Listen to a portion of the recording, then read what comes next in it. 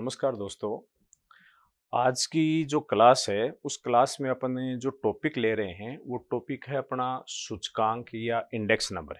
ये जो टॉपिक है वो अभी जो आगामी भर्तियां आ रही हैं, जैसे आपकी फर्स्ट ग्रेड की भर्तियां आ रही हैं। फर्स्ट ग्रेड स्कूल व्याख्याता, इसमें स्कूल व्याख्याता इकोनॉमिक्स है, स्कूल व्याख्याता कॉमर्स है, इसके अलावा असिस्टेंट प्रोफेसर की भर्ती आने वाली हैं। तो उनमें ये टॉपिक काफ़ी उपयोगी है। इसके अलावा एक भर्ती सांख्यिकी विभाग की ओर से संगणक की भर्ती आ रही है जल्दी, उस भर्ती में भी ये टॉपिक काफ़ी आपके लिए उपयोगी रहेगा। उन्हें एग्जामों के अंदर इस टॉपिक में से दो तीन क्वेश्चन अवश्य पूछते हैं। तो आज इस टॉपिक को अपने मोटे रूप से अपन इस टॉपिक के ऊपर काफ़ी चर्चा अपन इस पे करेंगे। देखो, पहली बात अपन इसमें करें कि भाई इसमें क्या-क्या चीज़ें पढ़नी है अपने को, पहले वो देखो। सूचकांक होता क्या है? दूसरी बात इसमें अपन पढ़ेंगे कि भाई सूचकांक कितने एक तरह के होते हैं, सूचकांक का यूज क्या होता है, सूचकांक बनाया कैसे जाता है, और सूचकांक के संबंध में अलग-अलग विद्वानों ने या अलग-अलग सांख्यिकविदों ने इसके क्या-क्या सूत्र दिए हैं, वो चीज़ें अपन इसमें पढ़ने वाले हैं।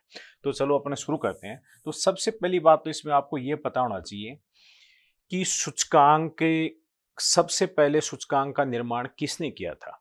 तो एक इसमें नाम याद रखना आप, इटली के सांख्यिक, इटली के सांख्यिक कार्ली, ये नाम आपको याद रखना है। एक तो कि इटली के सांख्यिक कार्ली ने सूचकांक का सबसे पहले निर्माण किया था।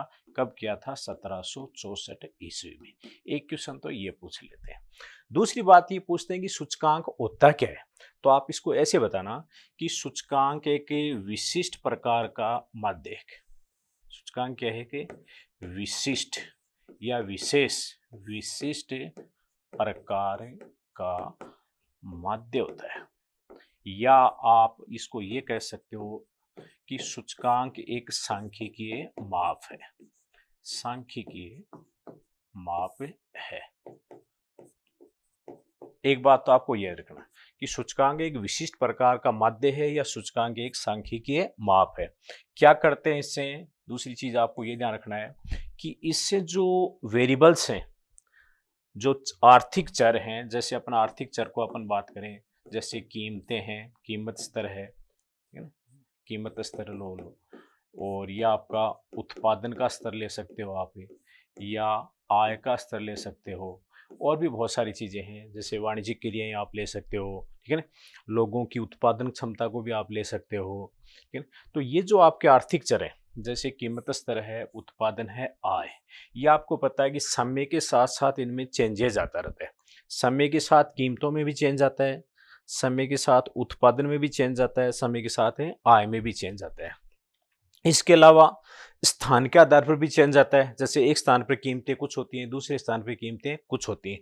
तो यहाँ पे आपको ध्यान रखना है कि कीमत स्तर है, उत्पादन है, आय है, या दूसरे जो आर्थिक चर हैं उनमें समय के आधार पर कोई परिवर्तन आता है, या स्थान के आधार पर कोई परिवर्तन आता है, या किसी अन्य विशेषता के आधार पर, किसी अन्य विशेषता, अन्य किसी विशेषता के आधार पर इनमें जो परिवर्तन आता है, तो उन परिवर्तनों का जो अपन क्या करते हैं, सापेक्ष माप करते हैं। सापेक्ष का मतलब होता है कि उनको अपन प्रतिशत में मापते हैं।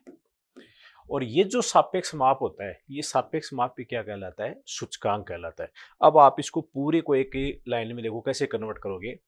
सूचकांक क्या है? तो आप कहना सूचकांक एक सांख्यिकीय माप है, या सूचकांक एक विशिष्ट प्रकार का माध्य है जो कीमत स्तर, उत्पादन, आय आदि आर्थिक चरों में जो समय के आधार पर है, या स्थान के आधार पर है, या किसी अन्य विशेषता के आधार पर है, इन चर मूल्यों में जो परिवर्तन होता है उस परिवर्तन का प्रतिशत बोल दो, या उस परिवर्तन का क्या है, सापेक्ष माप क्या कहलाता है? सूचकांक होता है। अब इसमें कई बार क्वेश्चन आ जाता है कि सूचकांक है एक सापेक्ष माप है या निरपेक्ष माप है। तो ऐसी स्थिति में आपको क्या बताना है कि सूचकांक क्या है कि सापेक्ष माप है।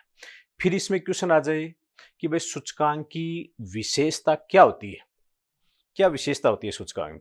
तो इसमें दो तीन चीजें आप याद रखना है इसके अंदर। ये क्वेश्चन बहुत बार एग्जाम में पूछते हैं।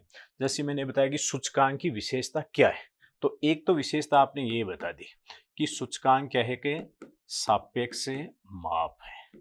एक विशेषता तो आप ये याद रखना, सूचकांक एक सापेक्ष माप है। दूसरी आप बात याद रखना कि सूचकांक जो होता है, सूचकांक जो है वो प्रतिशतों का माध्य होता है। क्या बताया? प्रतिशतों का माध्य होता है। इसका मतलब ये हो गया कि जैसे मैं एग्जाम्पल के रूप में आपको इस बात को बताऊं, मान लो 3 वस्तु है, वस्तु अपने ले ली ए, बी और सी। अब इन 3 वस्तुओं की कीमतें दी हुई हैं, जैसे मान लो 2011 में इनकी कीमतें दी हुई है। ये 10 रुपये दे रखी है, इसकी 12 रुपये दे रखी है, इसकी 15 रुपये दे रखी है। अब 2015 में इनकी जो कीमतें हैं वो चेंज हो गई, कीमतें बदल गई। जैसे 10 रुपये वाली वस्तु है वो कितने की होगी, मान लो ये होगी 12 रुपये की। 12 रुपये वाली वस्तु है वो अपन मान लेते हैं 15 रुपये की होगी। 15 वाली जो वस्तु है वो कितने की होगी, 20 रुपये की होगी। अब सूचकांक में अपन क्या करते हैं कि इन 3 वस्तुओं की कीमतें जो बदली हैं वो कीमतें किस आधार पर बदली हैं, समय के आधार पर। क्योंकि समय था 2011 में ये थी, 2015 में ये थी। अब इन अपने ये कहें भाई कीमतों में कितना चेंज आ गया, कीमतों में कितना परिवर्तन आया, तो ये परिवर्तन दिखाने के लिए अपने को क्या बनाना पड़ेगा, सूचकांक का निर्माण पड़ेगा, सूचकांक बनाना पड़ेगा। और ये सूचकांक ही क्या बताएगा कि इन कीमतों में कितना सापेक्ष परिवर्तन आया, मतलब 11 की तुलना में 2015 में कीमतें कितनी परसेंट चेंज हो गई, वो बताएगा अपने को। तो देखो कैसे करेंगे अपने, इसमें अपन क्या करेंगे, सबसे पहले निकालते हैं, जब सूचकांक अपने बनाते हैं आपको क्वेश्चन इस तरह से बात पूछा जा सकता है कि वर्ष 2011 को आधार मानकर वर्ष 2015 की सूचकांक बनाइए, या 2015 की सूचकांक क्या होंगे। तो उसमें आपको पहले लेना पड़ेगा मूल्यानुपात। मूल्यानुपात को अपन बोलते हैं रिलेटिव आर से इसको व्यक्त करते हैं।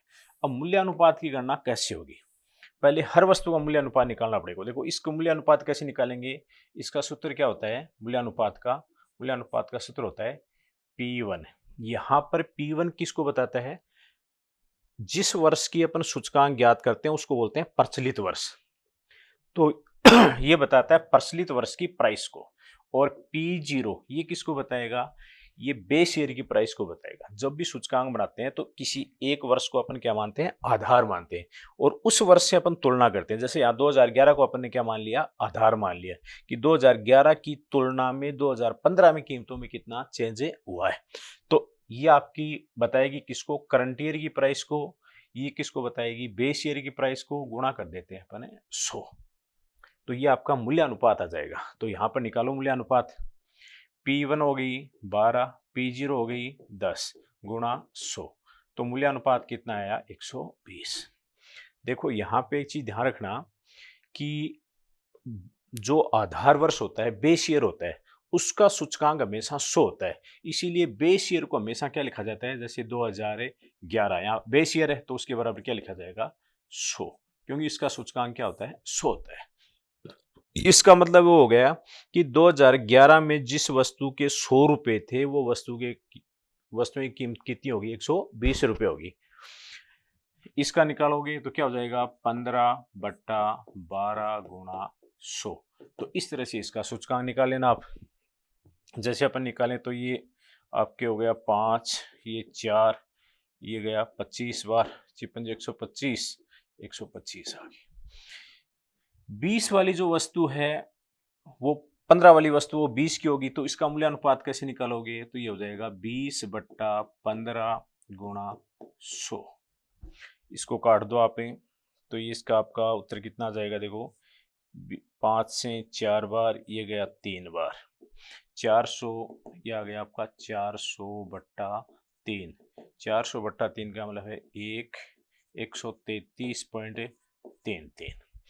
अब आपको जब सूचकांक ज्ञात करना है तो पहले इनका क्या निकालना पड़ेगा, माध्य निकालना पड़ेगा, मतलब मूल्यानुपातों का योग करके उनका माध्य। तो मूल्यानुपातों का योग करो तो ये आपका सिग्मा आर, इनको आप जोड़ दो। इनको जोड़ोगे तो ये हो जाएंगे आपके 325, 45, 50, 70, 75, 75, 78, 378.33, ये सिग्मा आर हो गया। अब आपको सूचकांक ज्ञात करना है, तो इसका सूत्र क्या हो जाएगा, सूचकांक को ऐसे लिखते हैं, सूचकांक P01 बराबर है सिग्मा आर, मतलब मूल्यानुपातों का योग, और मूल्यानुपातों को योग को अपन डिवाइड करेंगे किससे, एन। एन यहाँ पर क्या है, वस्तुओं की संख्या। अब आप इसके अंदर आपको सूचकांक ज्ञात करना है। देखो P0 का मतलब ये आधार वर्ष के लिए आता है, ये 1 किसके लिए आता है, प्रचलित वर्ष के लिए आता है। अब सिग्मा आर कितना हो गया आपका, 378.33, वस्तुएं कितनी हैं, 3 है, तो इसको आप 3 से क्या कर दो, डिवाइड कर दो। अब जो भी वैल्यू आएगी वो वैल्यू उसकी क्या हो जाएगी, सूचकांक हो जाएगी। अब मैं जो आपको बताने जा रहा था वो ये बताने जा रहा था कि आपसे ये पूछ लिया भाई सूचकांक की विशेषता क्या होती है, तो पहले आपको बतानी है सूचकांक एक सापेक्ष माप होते हैं। दूसरी विशेषता आपको बतानी है सूचकांक के प्रतिशतों का क्या होते हैं, माध्य होते हैं। देखो अपने क्या किया है, सूचकांक ज्ञात करने के लिए पहले हर वस्तु की कीमतों के परिवर्तन को प्रतिशतों में बदल लिया है, ये प्रतिशत में बदला है। फिर देखो प्रतिशतों का माध्य, प्रतिशतों का अपने योग किया है, और योग को अपने वस्तुओं की संख्या से क्या किया है, डिवाइड किया है, तो ये आपका क्या आ गया, माध्य आ गया। तो ये बात आपकी क्लियर होगी कि सूचकांक क्या होते हैं, प्रतिशतों का माध्य होते हैं। अगली बात आपसे ये पूछ लें कि भाई सूचकांक की क्या क्या विशेषता बताई, तो एक विशेषता तो आपने बताई कि सूचकांक क्या होते हैं, सापेक्ष माप होते हैं। दूसरी विशेषता क्या बताई, सूचकांक के प्रतिशतों के माध्य होते हैं। तीसरी विशेषता सूचकांक को ध्यान रखना, सूचकांक तुलना के आधार होते हैं, तुलना के आधार होते हैं। अब बात है भाई सूचकांकों से तुलना, किस बात की तुलना की जाती है, तो आप कीमतों की तुलना कर सकते हो। कीमतों की तुलना किससे करोगे, आधार वर्ष में कीमतें क्या थी और प्रचलित वर्ष में कीमतें क्या हो गई। जैसे 2011 में वस्तुओं की कीमतें क्या थी, 2015 में क्या हो गई, 2017 में क्या हो गई, तो इनकी अपन तुलना करते हैं। या उत्पादन की तुलना कर सकते हो, आय की तुलना कर सकते हो सूचकांकों के आधार पर। तो सूचकांकों के आधार पर अपन क्या कर सकते हैं, विभिन्न चर मूल्यों की तुलना कर सकते हैं। तो सूचकांक क्या होते हैं, तुलना के आधार होते हैं। फिर चौथी विशेषता सूचकांकों में याद रखना, सूचकांकों में व्यापकता होती है। क्या होती है, व्यापकता। इसका मतलब हो गया कि सूचकांक केवल कीमतों के परिवर्तन को व्यक्त नहीं करते, सूचकांकों से उत्पादन में होने वाले परिवर्तनों को भी देखा जा सकता है, आय में होने वाले परिवर्तनों को भी देखा जा सकता है, लोगों के जीवन स्तर में होने वाले परिवर्तनों को भी देखा जा सकता है, व्यवसायिक क्रियाओं में होने वाले चेंजेस को भी देखा जा सकता है। तो कहने मतलब सूचकांकों में क्या होती है, व्यापकता होती है। ये प्रश्न बहुत बार एग्जाम में पूछते हैं। प्रश्न की लैंग्वेज ही होती है कि निम्न में से सूचकांक की विशेषता है, निम्न में से सूचकांक की विशेषता है, तो आपको ये 4 बातें याद रखनी है। सूचकांक क्या है, सापेक्ष माप है, इसका मतलब सूचकांक निरपेक्ष माप नहीं है, ये ध्यान रखना आप। सूचकांक निरपेक्ष माप नहीं है, सूचकांक क्या है कि सापेक्ष माप है। दूसरी बात, सूचकांक प्रतिशतों का क्या होता है, माध्य। मतलब सूचकांकों की जब अपन रचना करते हैं तो पहले वस्तुओं की कीमतों में होने वाले प्रतिशतों को अपन देखते हैं, फिर प्रतिशतों का योग करके उनका क्या निकाल लेते हैं, माध्य। कहने मतलब पहले अपने को मूल्यानुपात ज्ञात करना पड़ेगा, फिर मूल्यानुपातों का अपने को योग करना पड़ेगा, फिर योग में अपने को वस्तुओं की संख्या से क्या करना पड़ेगा, डिवाइड करना पड़ेगा। तो ये आपका क्या आ जाएगा, सूचकांक आ जाएगा। तो इसका मतलब सूचकांक क्या होते हैं, प्रतिशतों के माध्य होते हैं। तीसरी बात, सूचकांक तुलना के आधार होते हैं। इसका मतलब सूचकांकों से अपन कंपैरिजन करते हैं, कीमतों में कितना चेंज आया उसका कंपैरिजन, उत्पादन में कितना चेंज आया उसका कंपैरिजन। कंपैरिजन किससे, किसी स्थान के आधार पर भी कंपैरिजन कर सकते हैं, और समय के आधार पर भी कंपैरिजन कर सकते हैं, अन्य किसी विशेषता के आधार पर भी कंपैरिजन कर सकते हैं। सूचकांकों में व्यापकता होती है। इसका व्यापकता मतलब सूचकांक केवल कीमतों में परिवर्तनों को नहीं बताते, और बहुत सारे आर्थिक चरों के परिवर्तनों को भी बताते हैं। चलो, तो ये अपने हो गया, अपने अभी 2 बातें पढ़ ली हैं जो एग्जाम में पूछी जाती हैं। पहली बात, सूचकांक का सबसे पहले निर्माण किसने किया था, तो कार्ली ने किया था 1764 ईस्वी में। दूसरी बात आपसे ये पूछी जा सकती है कि सूचकांक होते क्या है, तो आपको एक लाइन याद रखनी है, सूचकांक एक सांख्यिकीय माप है, या सूचकांक एक विशिष्ट प्रकार के माध्य होते हैं जो विभिन्न चर मूल्यों में, विभिन्न चर मूल्यों का मतलब कीमत है, उत्पादन है, आय है, जो विभिन्न चर मूल्यों में होने वाले परिवर्तनों के सापेक्ष, परिवर्तनों का सापेक्ष से माप करते हैं। तो तीन बातें, सूचकांक विशिष्ट माध्य है या सूचकांक एक सांख्यिकीय माप है जो चर मूल्यों में होने वाले परिवर्तनों का सापेक्ष से माप करता है। ये लाइन आपको याद है रहनी चाहिए। फिर अपने ये पढ़ लिया भाई सूचकांकों में की विशेषता क्या होती है, तो चार विशेषता इसी याद रखनी है। सूचकांक सापेक्ष माप है, सूचकांक प्रतिशतों का माध्य है, सूचकांक के तुलना का आधार होता है, सूचकांक में व्यापकता होती है। क्लियर है। अब अपन ये पढ़ेंगे कि भाई सूचकांक बनाया कैसे जाता है, सूचकांक का निर्माण कैसे होता है। क्लियर है।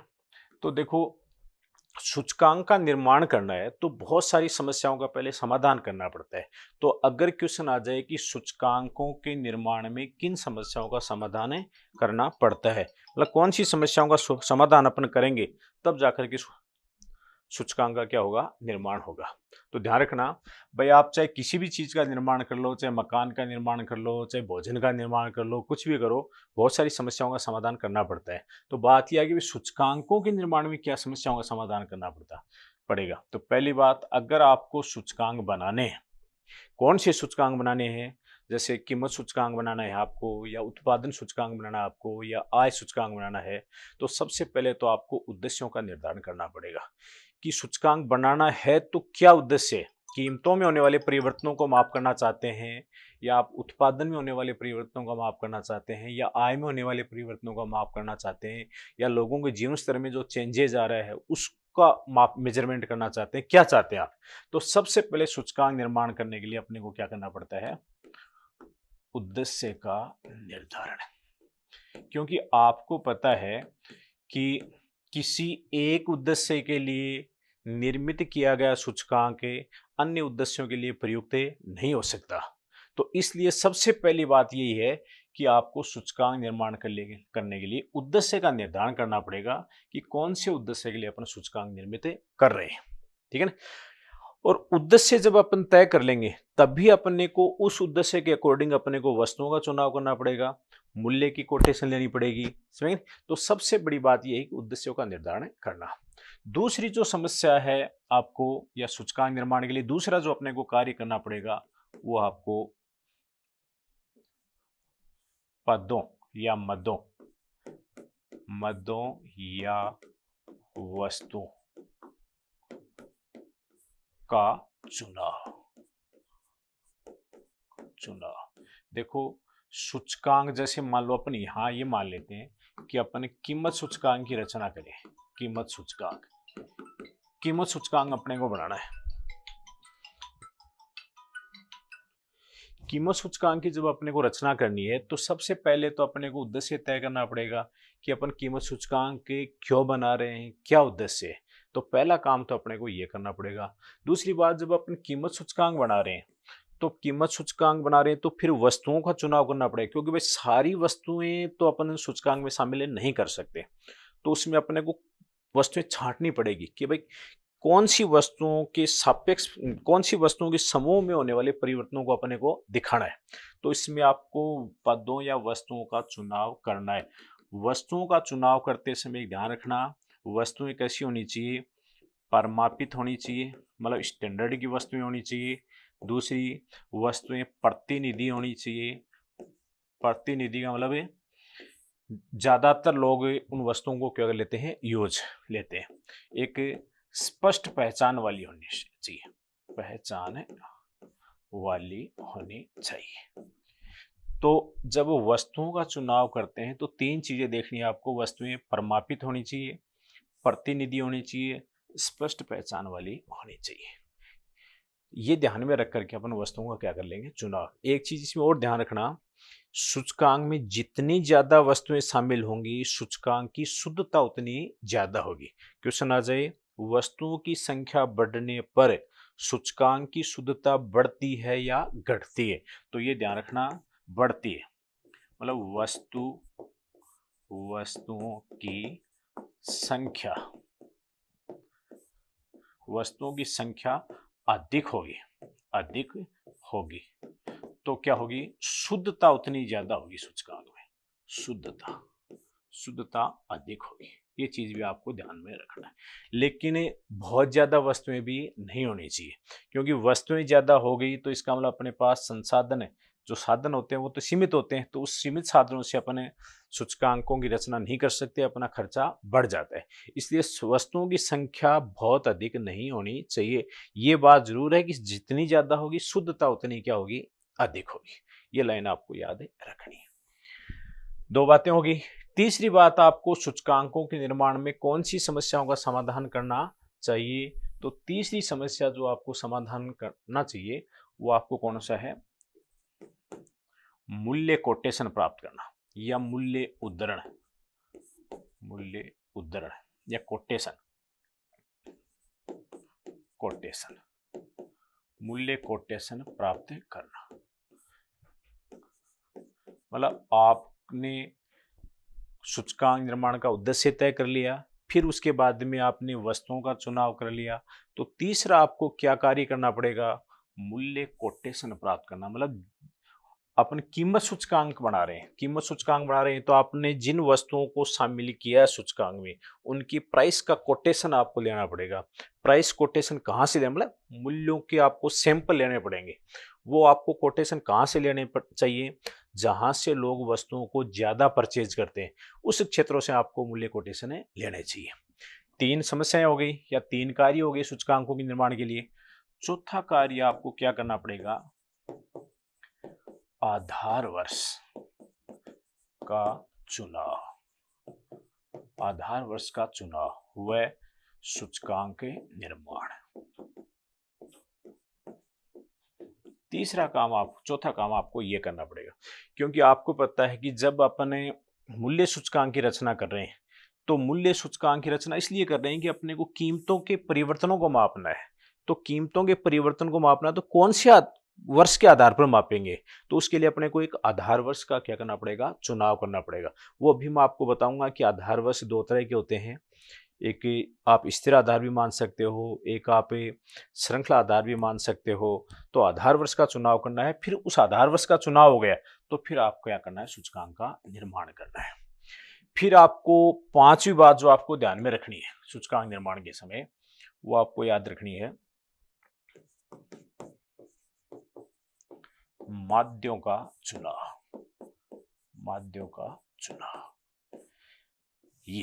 ये आपको पता है कि जब सूचकांक का निर्माण करते हैं तो किसी न किसी प्रकार के माध्य का यूज किया जाएगा। अब इसमें माध्यों के चुनाव में देखो क्या क्वेश्चन आता है, इसमें दो तीन बातें आपको ध्यान रखनी है। पहली बात, सैद्धांतिक दृष्टि से अपन बात करें, सैद्धांतिक दृष्टि से तो सूचकांकों का निर्माण करने के लिए किसी भी माध्य का प्रयोग किया जा सकता है सैद्धांतिक दृष्टि से। लेकिन व्यवहार की बात कर अपन करें, व्यवहार तो व्यवहार में सूचकांकों के निर्माण के लिए मध्यिका का भी प्रयोग किया जा सकता है और समांतर माध्य का भी प्रयोग किया जा सकता है, समांतर माध्य या गुणोत्तर माध्य का भी प्रयोग किया जा सकता है, गुणोत्तर माध्य, ज्योमेट्रिक मीन। इसका मतलब ध्यान रखना, सैद्धांतिक दृष्टि से तो सूचकांक किसी भी माध्य से निर्मित किए जा सकते हैं, लेकिन व्यवहार में अपन देखें जब सूचकांक बनाते हैं तो व्यवहार में तीन में से किसी भी माध्य का अपन यूज करके सूचकांक बना सकते हैं। अब यहां से क्वेश्चन आता है, इन तीनों में से सूचकांक की रचना के लिए उपयुक्त या श्रेष्ठ माध्य कौन सा है, तब आपको बताना है गुणोत्तर माध्य। गुणोत्तर माध्य क्यों है, क्योंकि मध्य का जो है या समांतर माध्य जो है, मध्य का और समांतर माध्यों से यदि अपन सूचकांक बना लेते हैं, ठीक है ना, वो सूचकांक बनाने के लिए दोनों माध्य उपयुक्त नहीं है। क्यों नहीं है उपयुक्त है, क्योंकि मध्य का और समांतर माध्य से केवल निरपेक्ष माप ही किया जा सकता है, सापेक्ष माप नहीं किया जा सकता। जबकि सूचकांक क्या होते हैं, सापेक्ष माप होते हैं। इसलिए मध्य का और समांतर माध्य का भी यूज नहीं किया जाना चाहिए। सूचकांकों के निर्माण के लिए कौन सा माध्य उपयुक्त रहता है, तो आपको ध्यान रखना गुणोत्तर माध्य उपयुक्त रहता है। हालांकि सूचकांकों का निर्माण समांतर माध्य से भी किया जाता है, लेकिन उपयुक्त कौन सा रहता है, श्रेष्ठ कौन सा रहता है, तो आपको बताना है गुणोत्तर माध्य। ये क्वेश्चन कई बार एग्जाम में पूछते हैं कि सूचकांकों की रचना में या सूचकांकों के निर्माण में कौन सा माध्य श्रेष्ठ रहता है। तो ऐसी स्थिति में आपको कौन सा बताना है, गुणोत्तर माध्य बताना है। अब ये श्रेष्ठ क्यों रहता है, गुणोत्तर माध्य ही श्रेष्ठ माध्य क्यों सूचकांकों की रचना के लिए, चलो मैं इसको भी आपको बताता हूं। देखो, अगर आपके क्वेश्चन आता है कि सूचकांकों के निर्माण के लिए कौन सा माध्य श्रेष्ठ है, तो आपको बताना है गुणोत्तर माध्य, ज्योमेट्रिक मीन। अब यदि क्वेश्चन आ जाए भाई गुणोत्तर माध्य ही श्रेष्ठ क्यों होता है, तो इसके रीजन सुनना आप। पहली बात, श्रेष्ठ क्यों होता है, क्योंकि गुणोत्तर माध्य सापेक्ष माप के लिए उपयुक्त होता है, के लिए उपयुक्त है, उपयुक्त। पहला तो गुण इसमें ये है, जबकि समांतर माध्य और मध्य का सापेक्ष माप के लिए उपयुक्त नहीं है, वो निरपेक्ष माप के लिए उपयुक्त होते हैं। जबकि सूचकांक क्या होता है, सापेक्ष माप होता है। तो और सापेक्ष माप कौन माप बताता है, गुणोत्तर माध्य बताता है, इसलिए ये उपयुक्त या श्रेष्ठ है। दूसरा इसका रीजन है कि गुणोत्तर माध्य मतलब ज्योमेट्री मीन पर आधारित जो भी सूचकांक हैं उनमें उत्क्राम्यता का गुण होता है, उत्क्राम्यता, उत्क्राम्यता मतलब रिवर्सिबिलिटी, रिवर्सिबिलिटी का गुण होता है, उत्क्राम्यता का गुण होता है। और जिस सूचकांक में उत्क्राम्यता का गुण होता है उस सूचकांक को अपन क्या बोलते हैं, श्रेष्ठ सूचकांक बोलते हैं। तो दूसरा इसका रीजन ये है कि इसमें उत्क्राम्यता का गुण होता है। तीसरी बात ध्यान रखना आपको कि जो गुणोत्तर माध्य ज्योमेट्रिकल मीन है, ये क्या करता है कि श्रेणी के जो छोटे मूल्य हैं, छोटे मूल्यों को तो ये क्या देता है, अधिक वेटेज देता है, छोटे मूल्यों को अधिक भार देता है या महत्व देता है। और बड़े पद मूल्यों को यह क्या देता है, कम भार देता है या कम महत्व देता है।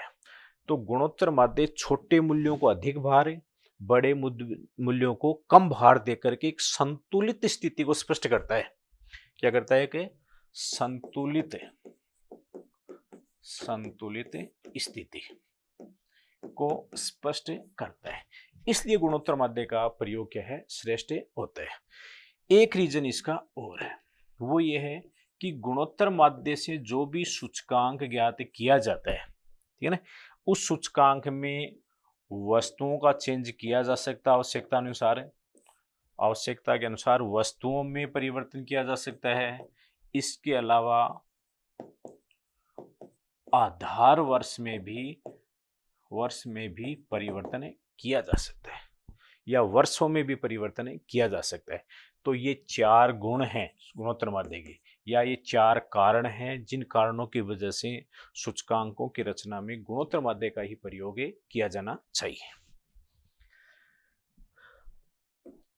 चलो, अभी अपन ये पढ़ रहे थे कि सूचकांकों का जब अपन निर्माण करते हैं तो सूचकांकों के निर्माण में कौन सी समस्याओं का समाधान करना पड़ता है या सूचकांकों की रचना के लिए कौन से कार्य अपने को करने पड़ते हैं। तो इसमें अपन ने 3-4 कार्य पढ़ लिए थे। पहले सबसे पहला, सूचकांकों की रचना करने के लिए अपने को उद्देश्यों का निर्धारण करना पड़ता है। दूसरा, सूचकांकों की रचना करने के लिए अपने को वस्तुओं का चुनाव करना पड़ता है। तीसरी बात, सूचकांकों के निर्माण के लिए अपने को प्राइस कोटेशन लेने पड़ते हैं, मूल्य उद्धरण प्राप्त करने पड़ते हैं। चौथी बात, सूचकांकों की रचना करने के लिए आधार वर्ष का चुनाव करना पड़ता है। फिर आधार वर्ष का चुनाव होने के बाद में अपन क्या करते हैं, सूचकांक का निर्माण करते हैं। पांचवी बात है, जब सूचकांकों की रचना करते हैं अपने, तो अपने को माध्य का भी चुनाव करना पड़ेगा कि भाई कौन से माध्य का यूज करें, अपने समांतर माध्य का यूज करें, मध्य का यूज करें, गुणोत्तर माध्य का अपने यूज करें। यहां से क्वेश्चन बनता है कि सूचकांकों की रचना करने के लिए श्रेष्ठ माध्य कौन सा है, तो आपको बताना श्रेष्ठ माध्य गुणोत्तर माध्य। यदि क्वेश्चन पूछ लिया कि भाई गुणोत्तर माध्य श्रेष्ठ क्यों होता है, तो आपको इसके 4 कारण आपको बताने हैं। पहला कारण है, सापेक्ष माप के लिए गुणोत्तर माध्य उपयुक्त होता है, जब सूचकांक भी क्या होता है, एक सापेक्ष माप होता है। दूसरा आपको कारण बताना है कि गुणोत्तर माध्य में उत्क्राम्यता का गुण होता है, और जिस सूचकांक में उत्क्राम्यता का गुण होता है वो सूचकांक क्या माना जाता है, आदर्श माना जाता है। तो इसका मतलब आदर्श सूचकांक जो भी होगा वो गुणोत्तर माध्य पर ही क्या होगा, आधारित होगा। तीसरी बात आपको बताना है कि गुणोत्तर माध्य है वो छोटे मूल्यों को कम महत्व देता है, छोटे मूल्यों को अधिक महत्व देता है और बड़े मूल्यों को कम महत्व देता है। तो छोटे मूल्यों को ज्यादा, बड़े मूल्यों को कम महत्व देकर के एक संतुलित स्थिति को क्या करता है, स्पष्ट करता है। और आपको लास्ट बात बतानी है कि गुणोत्तर माध्य पर आधारित जो भी सूचकांक हैं उनमें अपन जब भी आवश्यकता हो वस्तुओं को भी चेंज कर सकते हैं और आधार वर्ष को भी अपन चेंज कर सकते हैं। तो इन चार विशेषताओं के कारण या इन चार गुणों के कारण गुणोत्तर माध्य सूचकांकों के निर्माण में क्या होता है, श्रेष्ठ होता है। अब अपना आगे की क्लास में, आज की क्लास तो मैं यही समाप्त करता हूं। अगली जो अपनी क्लास है उसमें अपन ये पढ़ेंगे कि भाई सूचकांक बनाने के सूत्र कौन से होते हैं। जैसे सूचकांकों के निर्माण के सूत्र, दो सूत्र हैं या सूचकांक निर्माण की दो विधियां हैं, जिसका नाम है एक तो सरल समूह रीति, दूसरी मूल्यानुपातों की माध्य रीति। फिर सूचकांक भी दो टाइप के होते हैं, एक तो सरल या अभारित सूचकांक होते हैं, एक भारित सूचकांक होते हैं। वो अपन अगली क्लास में अपन पढ़ेंगे।